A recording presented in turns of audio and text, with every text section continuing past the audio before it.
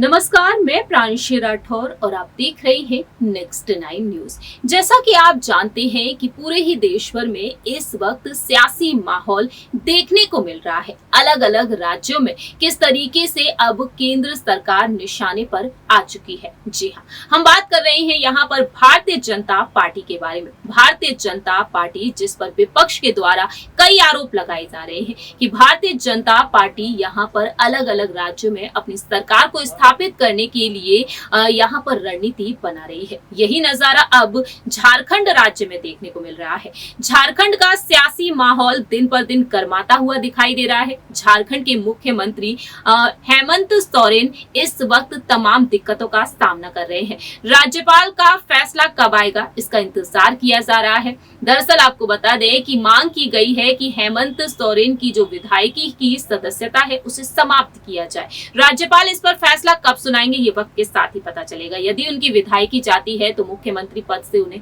इस्तीफा भी देना पड़ सकता है। लेकिन अब हेमंत सोरेन ने जो प्लान बनाया है, हेमंत सोरेन की जो रणनीति है वो काफी ज्यादा दिलचस्प है, काफी ज्यादा मजबूत है। दरअसल आपको बता दें, हेमंत सोरेन एक बार फिर से मुख्यमंत्री बनने का दावा कर सकते हैं। यहाँ पर आपको बताएंगे रिपोर्ट्स के जरिए कि आखिरकार हेमंत सोरेन अब क्या कुछ चाहते हैं।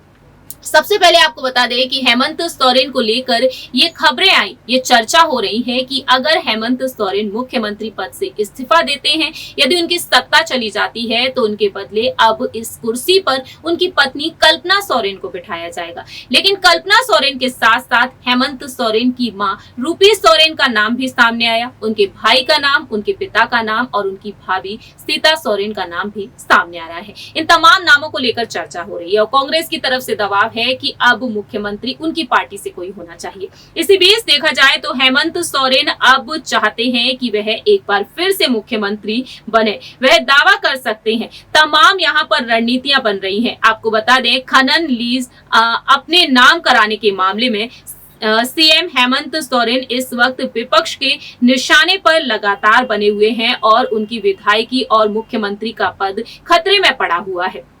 इसी बीच अब देखा जाए 5 सितंबर का दिन बहुत ही खास होने वाला है।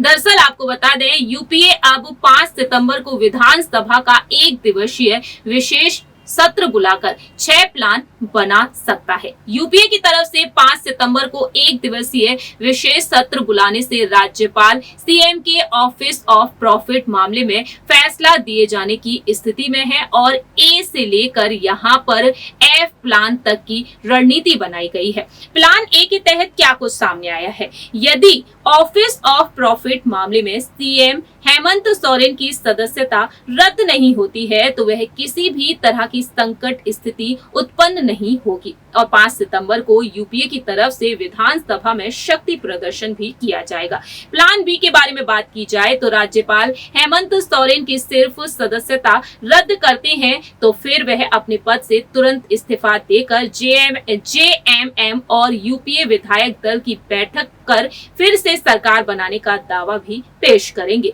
और राज्यपाल के द्वारा शपथ ग्रहण कराने और निर्धारित समय दिए जाने पर विधानसभा में बहुमत भी सिद्ध करेंगे।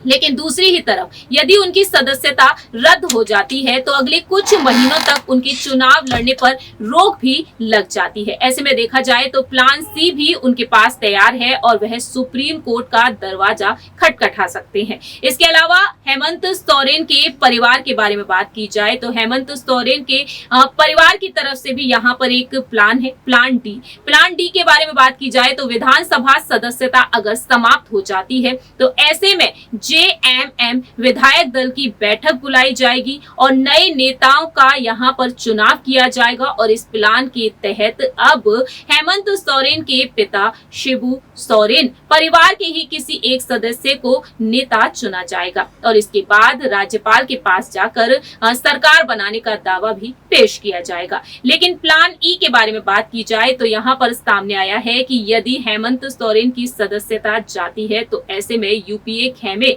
कि किसी नए दावे को खारिज किया जा सकता है। वहीं यहाँ पर यूपीए की तरफ से राजभवन से लेकर राष्ट्रपति भवन तक विधायकों का परेड कराने की योजना भी बनाई जा सकती है। बात करते हैं यहाँ पर अंतिम प्लान के बारे में। जेएमएम प्रमुख शिबू सोरेन के परिवार के किसी एक सदस्य को अगर नेता चुने जाने के नाम पर यहाँ पर मेजोरिटी नहीं मिल पाती है तो परिवार के बाहर के नेता का चुनाव होना भी संभव है। इस तरीके से यहाँ पर तमाम रणनीतियां तैयार हो चुकी हैं। प्लान ए से प्लान एफ तक यहाँ पर उन्होंने रणनीतियां बना ली हैं और ऐसे में देखा जाए तो हेमंत सोरेन आखिरकार किस तरीके से अलग अलग रणनीतियां बनाकर यहाँ पर अपनी सरकार को स्थापित करेंगे, ये तो वक्त के साथ साथ ही पता चलेगा। फिलहाल देखा जाए, इंतजार है राज्यपाल के फैसले का। इस रिपोर्ट में इतना ही। बाकी की तमाम अपडेट्स के लिए आप देखते रहिए नेक्स्ट 9 न्यूज।